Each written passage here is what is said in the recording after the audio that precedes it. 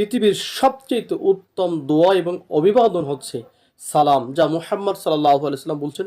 পরিচিত অপরিচিত সবাইকে সালাম দিতে চেষ্টা করবেন, সালাম দেওয়া।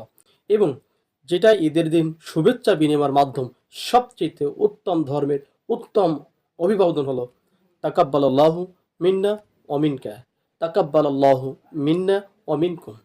সেখানে কি বলছেন সেটা দেখেন। মুহাম্মদ সাল্লাল্লাহু আলাইহি ওয়াসাল্লাম বলছেন, আল্লাহ সুবহানাহু ওয়া তাআলা আপনার এবং আমার সকল ভালো কাজগুলো কবুল করুন। সেখানে আমি বলছি, হে আল্লাহ, তার এবং আমার, আপনার এবং আমার সকল ভালো কাজ কবুল করুন। অকুল্লা আম অকুল্লা আম ও আনতুম বিখাইর।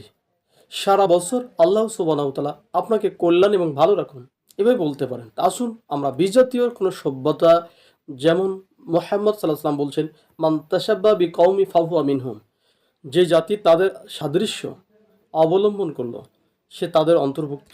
অতএব যে ধন্যবাদ অথবা ঈদ মুবারক এই শব্দ প্রয়োগ করবেন না, যার অর্থই আপনি জানেন না এবং এর অর্থ যথার্থ নয়, যেটা আল্লাহ সুবহানাহু ওয়া তাআলা তার নবী মুহাম্মদ সাল্লাল্লাহু আলাইহি ওয়াসাল্লামকে শিখিয়ে দিয়েছেন।